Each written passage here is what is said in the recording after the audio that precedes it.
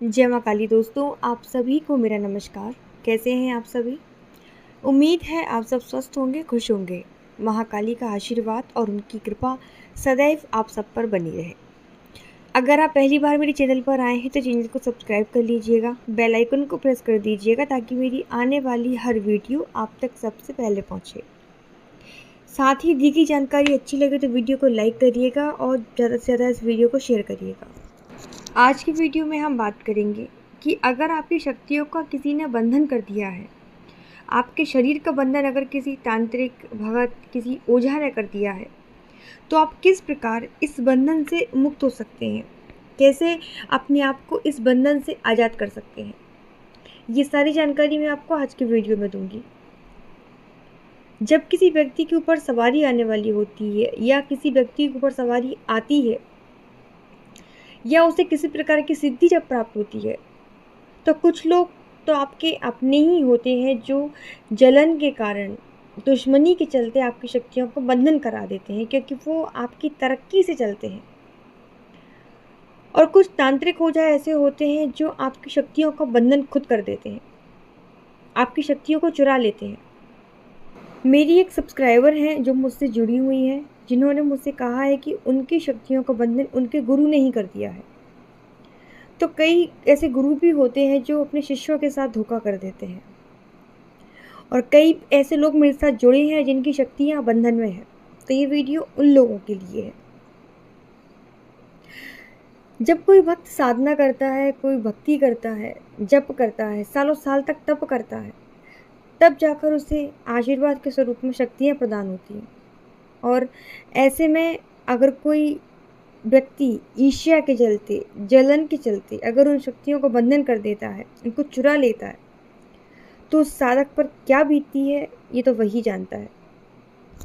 शक्तियों का बंधन कई प्रकार से किया जाता है।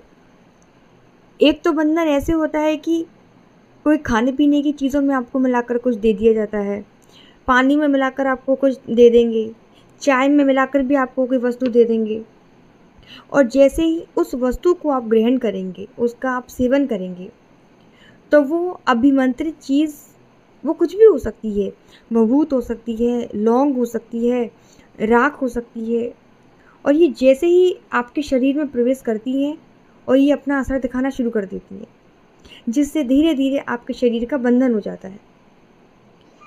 शरीर का बंधन होने से क्या होता है कि जो सकारात्मक ऊर्जा, जिसे सवारी बोलते हैं, जो आपके शरीर में प्रवेश करने वाली थी, वो अब आपके शरीर में प्रवेश नहीं करेगी। अब ऐसा नहीं है कि सकारात्मक ऊर्जा कमज़ोर है इसलिए वो प्रवेश नहीं कर पा रही है। वो प्रवेश इसलिए नहीं करती क्योंकि सकारात्मक ऊर्जाएं जो होती हैं वो बहुत पवित्र होती हैं, और जिस क्रिया के द्वारा आपका बंधन किया जाता है वो नकारात्मक शक्ति गंदे पर चलकर आती है।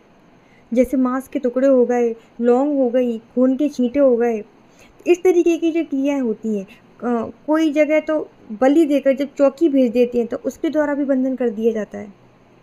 तो ये सारी शक्तियाँ अपवित्र होती हैं, और इन्हीं अपवित्र चीज़ों के कारण जो सकारात्मक शक्तियाँ होती हैं वो आपके अंदर प्रवेश नहीं करती। और जिस प्रकार आपके घर का बंधन किया जाता है ना, ठीक उसी प्रकार आपके शरीर का बंधन हो जाता है, आपके व्यवसाय का बंधन हो जाता है, आपके कारोबार का बंधन भी हो जाता है। जब घर का बंधन किया जाता है तो आपके घर के बाहर लौंग, नींबू, अंडे, मांस के टुकड़े, खून के छींटे, इस प्रकार की क्रियाओं द्वारा आपके घर का बंधन कर दिया जाता है।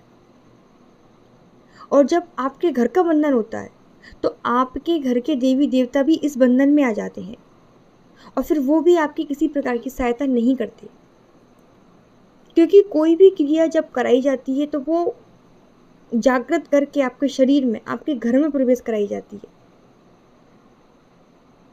तो उससे क्या होता है कि जो देवी देवता हैं वो तो जागृत होते नहीं हैं, जो आपके घर के देवी देवता हैं, तो वो बंधन में आ जाती हैं, फिर वो आपकी रक्षा नहीं कर पाते।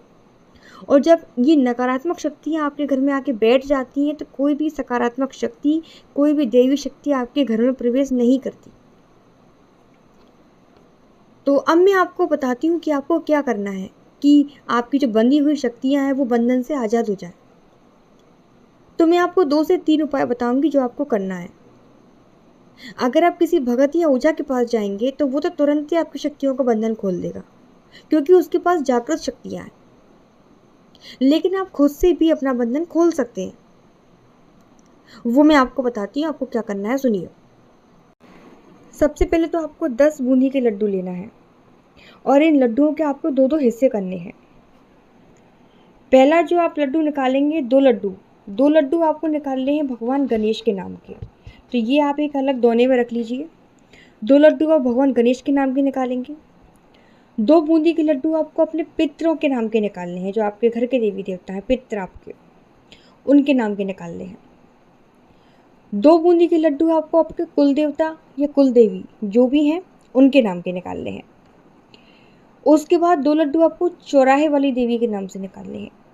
चौराहे वाली देवी यानी कि जो माता शीतला होती है, उनके नाम के आपको 2 बूंदी के लड्डू निकालने हैं। उसके बाद आपको 2 लड्डू निकालने हैं बूंदी के स्थान देवता के नाम के। जो सब जगह के अलग अलग स्थान देवता होते हैं, तो आपके जो भी स्थान देवता है, या आपको नहीं पता है तो आप तो सिर्फ स्थान देवता के नाम से 2 लड्डू निकाल दें। तो ये 10 लड्डुओं के आपको हिस्से करने हैं। उसके बाद आपको लेनी है 5 प्रकार की मिठाई, पचमेरी मिठाई जिसे बोलते हैं। 5 प्रकार की मिठाई लेनी है और 2 लौंग, 2 इलायची, 1 मीठा पान और आपको 2 जायफल लेने हैं।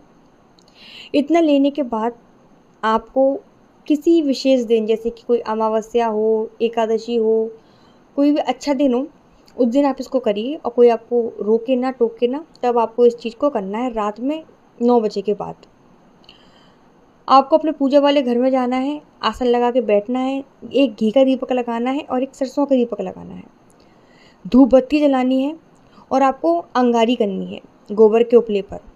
और उसमें आपको सभी को उस अंगारी में एक करके इन सभी देवी देवताओं के नाम का भोग देना है।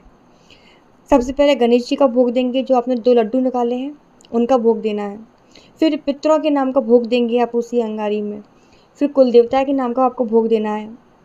चौराहे वाली देवी का आपको फिर भोग देना है। इसके बाद स्थान देवता का आपको भोग देना है।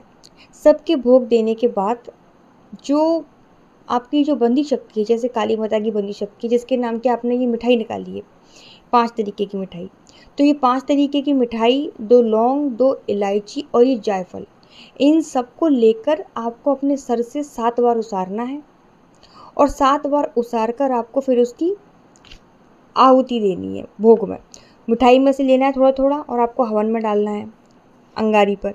लौंग उसमें डाल देनी है, इलायची उसमें डाल देनी है और जो जायफल है वो भी आपको उसमें डाल देना है। इतना करने के बाद आपको सभी देवी देवताओं से प्रार्थना करनी है कि जिस भी तांत्रिक ने जिस भी देवी देवता का सहारा लेकर, अगर उसने किसी देवी देवता का सहारा लिया है, या तो वो आपके पितरों का सहारा लेगा, या आपके कुल देवता का, या आपके स्थान देवता का, जिसका भी सहारा लेकर उसने आपकी शक्ति को बांधा है, तो आपको प्रार्थना करनी है कि हे देवी देवताओं, हमारी शक्तियों को आज़ाद करिए और हम पर कृपा करिए। उसके बाद जो मिठाई वगैरह जो बचेगी वो आपको प्रसाद के रूप में सबको बांट देनी है। एक काम तो आपको ये करना है। दूसरा, आपको रोज़ाना अपने घर में चंडी कवच का पाठ करना है, रोज़ाना आपको हनुमान चालीसा का पाठ करना है और राम रक्षा स्तोत्र का आपको रोज़ाना पाठ करना है।